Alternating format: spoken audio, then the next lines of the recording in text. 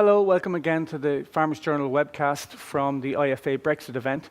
I'm joined again by Joe Healy, the IFA President, and we're also honoured with the presence of Commissioner Phil Hogan. I suppose someone who understands the Irish perspective, but also has to represent the needs of agriculture right across Europe in a post-Brexit world. So, Commissioner, I suppose coming here today, hearing the concerns of Irish farmers, which you're well aware of, can you put it in a broader context of how much of an issue is Brexit with the 27 ministers across the EU? How much does it matter to the Greeks or the Swedes? And are we alone in obsessing or focusing with the same intensity and urgency of Brexit? Well, I think Ireland is entitled to be concerned about Brexit because it affects Ireland more than anywhere else disproportionately. And that's why the Taoiseach has been quite busy in going around to member states and also busy at the last European Council meeting and getting a recognition of the unique circumstances now that Ireland finds itself in through no fault of its own arising from the British referendum result.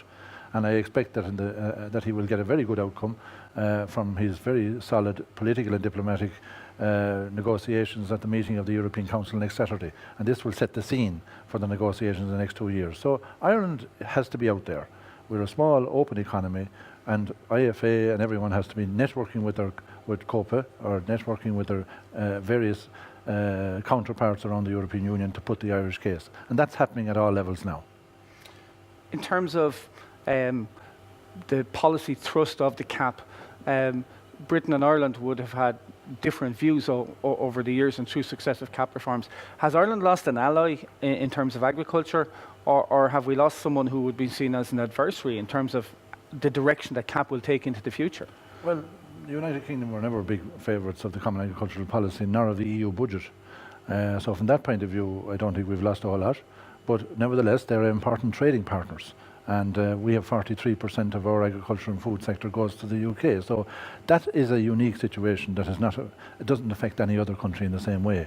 In volume terms, of course, the French and the Netherlands and the Danes are equally affected. But this is why the Taoiseach was right to be in The Hague last week, to build up new alliances, new understandings with like-minded countries to be able to support the Irish case. And he, of course, will have to support and recognise some of the issues in those countries. So even though we're losing a partner country, our nearest neighbour, nevertheless, at the end of the day, we have to develop new alliances. And I'm glad that the Irish government is doing that now. Joe, the purpose of today's event, I suppose, is to raise awareness of the concerns of Irish farmers and their needs through the Brexit negotiations. Have you been reassured, not that the Commissioner didn't understand the problems from the start, but have you been reassured by his response to the issues that you've raised here today and his reaction to the questions that have come from the floor from farmers from around the country? Yeah, look, we've met the Commissioner on a number of occasions since I became President. At every time I've been assured by his knowledge and I fully accept that he's the Commissioner for EU 27. I think it's very important to us the awareness he has of the issues in this country and especially his awareness of the agricultural issues, because agriculture is such a key role. There's no other country affected as badly as Ireland potentially if Brexit goes wrong. And without a doubt, there's no sector near even a close second to agriculture in Ireland. As the Commissioner rightly pointed out, over 40% of our 11 billion euros worth of exports go to the UK. That 40% equates to between 4 and 5 billion year on year. Even within that, then, there are a number of sectors very badly affected. 90% of our mushrooms goes to the UK. Over 50% of our beef, a third of our dairy products, but within that, almost all, the largest chunk of our cheddar cheese, and there isn't an alternative for that cheddar cheese market. And I think it was in Ballina, Commissioner, I heard you say, and I don't want to misquote you, that half of what we send to Europe travels through the UK. You know, so it's very, very important that those negotiations and that we have our best team on the field and that there's a whole of government approach to it.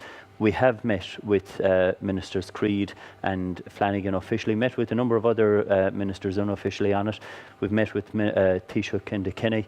and we've also met this day fortnight with the EU's chief negotiator, Michel Barnier. And this event today is to highlight the fact and to send across the messages very clearly that we need the least possible disturbance to the trade with the UK, between the UK and the EU. But we also need to ensure that we maintain the value of the UK market and that it's not undermined by cheaper foreign imports from the likes of Brazil or Mercosur countries, you know, the obvious one of the CAP being adequately funded going forward. Michel Barnier, of course, a former French agricultural minister, someone who understands the dynamic of the CAP very well. Speaking of France, Commissioner, you earlier in your address, you welcomed the result from the French election, the presidential election, first round yesterday, as being an endorsement of a pro-European position, which is one interpretation. But could it also be said that the two successful candidates, Marine Le Pen and Macron, are both they're both populist, and neither of them come from the traditional political powers of the centrist powers of the Socialist and Republican parties, who for the first time have failed to reach the runoff, that it could be seen as a continuation of the populist surge, the anti-establishment surge of politics across Europe. You also mentioned the Dutch elections. What's your sense of the dynamic politically across Europe? We've talked about the economics here, but is Europe realigning itself post-Brexit, and is it the wake-up call that maybe some people thought Europe needed? I think the Brexit referendum was a wake-up call that Europe needed, and I see that people now have redoubled their efforts to make sure that the project called Europe is actually fully and better understood by the citizens. And the result in France is a clear indication of a very pro-European stance by Mr. Macron, and he is articulating that and getting support from the other defeated candidates now for the next round on the 7th of May. So the European project will survive, because if the French elections went into the hands of Miss Le Pen, where she was going to remove France from the European project and from the euro and all that it entails, it would mean that the European project was completely gone. And that would certainly expose Ireland as a small open economy to huge economic problems in the future. So Europe is important, and we don't say it often enough.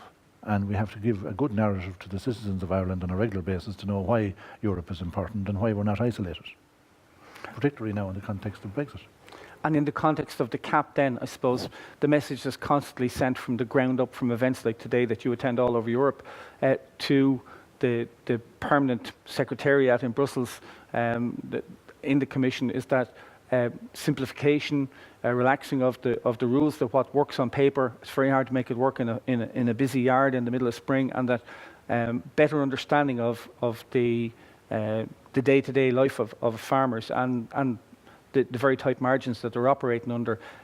You promised to simplify the CAP. I think most people would acknowledge the yellow card system was a very good first step in that regard.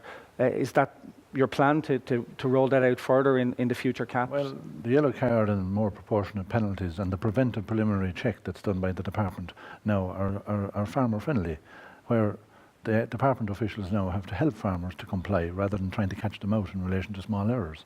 I have over 300 changes in the system for simplification, but I can only do more if we have to change the basic acts, which will come as part of the reform post-2020.